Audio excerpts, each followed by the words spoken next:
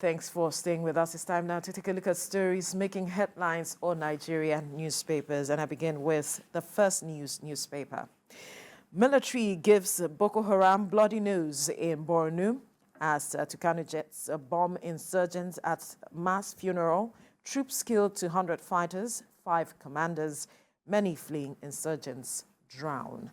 You find the details of the story on the front page of the First News newspaper.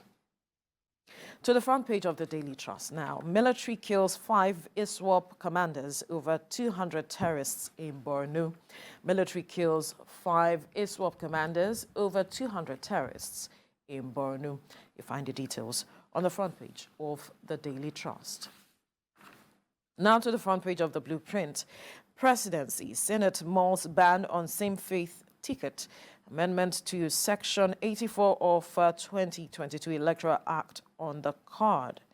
And odds still favor Tinubu Shetima ticket for 2023. Smart Adeyemi, stop blaming your woes on APC, Okechukwu tells IU. All right, you find the details on the front page of the Blueprint newspaper.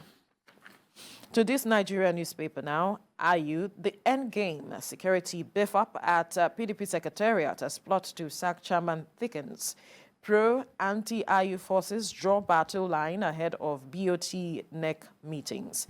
Pro-anti-IU forces draw battle line ahead of Board of Trustees and National Executive Council meetings that will be coming up later this week. You find the details of the story on the front page of this Nigeria newspaper. To the front page of the Leadership newspaper now. As 2023 campaign begins in 23 days, Nigerians seek competence above party, religion, religious, ethnic considerations. As 2023 campaign begins in 23 days, Nigerians seek competence above party, religious, ethnic considerations. You find details on the front page of the Leadership newspaper. And to the Punch newspaper now. Abba Kyari, NDLEA files 24 charges, seizes 14 mega assets. Agency uncovers shopping malls, others owned by ex-IRT commander. Kyari's deputy, Ubua, fails to declare 100 million naira life insurance policy. You find the details of the story on the front page of the Punch newspaper. To the Nation now, NNPCL, petrol to sell for 462 naira per litre without subsidy. Corporation depends 68 million litre daily. Defense, rather, 68 million litre daily consumption claim. There's Customs CG ready for forensic audit. NNPCL, petrol to sell for 462 naira per litre without subsidy. Corporation defends 68 million litre daily consumption claim. There's Customs CG ready for forensic audit. You find the details on the front page of the Nation newspaper. Over to you, Mike. All right, let's see the Nigerian News Direct. That's where we start from on this side. NNPC Customs DG disagree on 98 million litres per day PMS consumption. As NNPC says, 68 million litres is average daily PMS supply. All right, that's what you see on the front page of the Nigerian News Direct. Now, let's go to Abuja Inquirer. And he says, contaminated water. Water board is killing us gradually. FCT residents are saying there's a broken pipe responsible. The board is responding to that. That's the Abuja Inquirer. From there, let's go to the Nature News. Nature News is saying that Bodo oil spill, nausea, and high-prep Shell not working on cleanup. We're going to seek assistance. And the national economy is the last one we'll see now. Why Nigeria's foreign exchange crisis will linger. Okay, we'll find that on the front page of the national economy. That's all from me. All right, gentlemen, let's look at some stories focusing on security matters.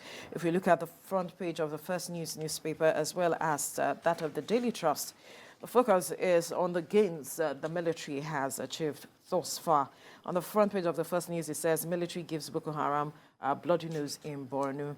Tucano jets bomb insurgents at mass funeral. Troops kill about 200 fighters and 5 commanders, and same is being reported on the front page of the Daily Trust. Some gains being made by the military. Yes, it's interesting that in the past, let's say, month, the whole anxiety over insecurity in the country is beginning to kind of taper.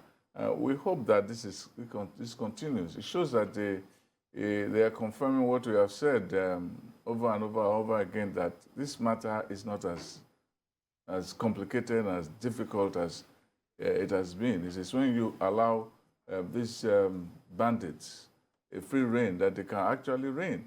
You know, if you don't give them a free rein, R-E-I-N, they cannot reign, R-E-I-G-N.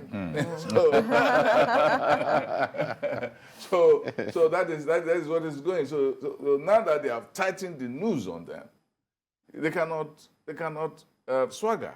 They cannot come out and do whatever they want. We heard of the story of Turji Bello in Zamfara State. We have not seen any further development on that story. He says he's going to lay down his arms and he wants amnesty and all of that. We need further elaboration on what is going on with that. We need to know what is going on in specific states. We need reports. Zamfara, what is going on there? Niger State, Kaduna. Those places have been fraught, but somehow we've heard nothing about their capacity for mischief and violence for a while, which is really heartening. And even Katsina, the governor rolled out some APCs with a view to getting these people out of sight. Those are very great developments that we need to see continue, but also people want certain tangible things. We want their leaders, want them held, and want them prosecuted. You see, success on the ground is one thing, but the symbolism of getting the big names out of the way also will help. But the most interesting thing is when somebody wakes up in the morning and says, I want to go to the market, and you're sure you're going to go to the market and come back home without problem. That is the greatest, plaudit that the government can get in this circumstance. It shows that the Buhari administration is conscious of legacy, and it's trying to tell us that we really want to end up well. And if you end up well, it's okay. As Shakespeare says, all is well. That ends well. That ends well. Well, at the time, we were thinking that the Super Tucano jets were bought for decoration, just to brag that, oh yes, if you go to Arsenal, we have the Super Tucanos there. But we're glad that they are being used now in the way that we are hearing them. The point there is, we have said it over and over again, that the capacity of the Nigerian security agent has never been in doubt. It is the go-ahead and the will that is needed for them to, operate that we've been looking for all the while. They have the intel, the necessary intel. They know who is where and what the person is doing and all of that. They know all of these things. It was just the issue of, all right, go there, do it now. In the last 1 month, like Sam said, we've been hearing of, strategic strikes by the Nigerian military against Boko Haram and the insurgents. Recall that in this country in the early 80s, the Metasine insurgency in the early 80s, Nigerian military wiped them out. In fact, chased them into Chad Republic. We still have that story. Everybody knows about that story. It is the Nigerian military. Alabi Sama was the one who handled that. The one who has been talking about the fact that, you have to get these people and get them out of the way. And there's no excuse. Exactly. He said on my Rested show that, you don't go to military and say that you did your best. No, that is not acceptable. You go there and then you work. That's even defeatist. You don't do your best. Who cares what your best is? We want the best on the ground. Results. Exactly. Result. That's it. So the point there is, in the coming days, from the body language that we've seen, the outcome of the operations by military, it tells that this time around, they actually want to ensure that all Nigerians go to sleep and sleep with their both eyes closed. And that's what Nigerians want. The moment the government handles the issue of security, leave the issue of economy and the people will handle the remaining one. Even the investor you're talking about. They will come. When Dangote and the others look for where to invest, it's not because they are invited necessarily into those countries. A businessman knows where to invest his money. So foreign investors know where to invest their money. So they will come in as much as they want, so long as the issues of insecurity is handled. Yes. And that is what we're looking at. We also want to know the stories that can become spin-offs of this. What's happening to the farmers going to their farms? Right. What's happening to those traveling on highways? What's happening to supply of foodstuff across the country? We want to know some of those basic stories. Yes. I think there's a lot of success stories in that regard from Borno and Yobe states. The Northeast Development Commission, is actually doing a lot by relocating the people back to their original homes, ancestral homes, giving them food, giving them different kind of materials they need, mosquito nets, mattresses, and so on. And people are going back gradually because there is assurance that when you go back to your home, there won't be that kind of attacks anymore. So that part of the success story is coming in, where we are seeing people returning. In fact, Governor Zulum of Borno State and May Malabuni of Yobe State, they've been doing a lot of that, returning people back to their ancestral homes. Well, can they return to their farms? Want to see more of that in Kaduna, Sokoto, Niger, Zamfara, Niger, and so on. We want to know what the state of commuting to school is in places like Niger, and all. We need the reporters to get on the because there were stories about I think in states like Kaduna, where it is said that some of these bandits had taken over some schools. So now schools are resuming back, and we want to see if students can actually return to school and they are safe in school. But then again, the aspect of bringing these people to book is one critical aspect that Nigerians are looking forward to. They want to see justice. They want to see justice being done. Well, because you can have peace. Yes. But you also need justice. Exactly. If you have peace without justice. It's not, I remember after the Second World War in France, after de Gaulle returned, and there were so many stories of people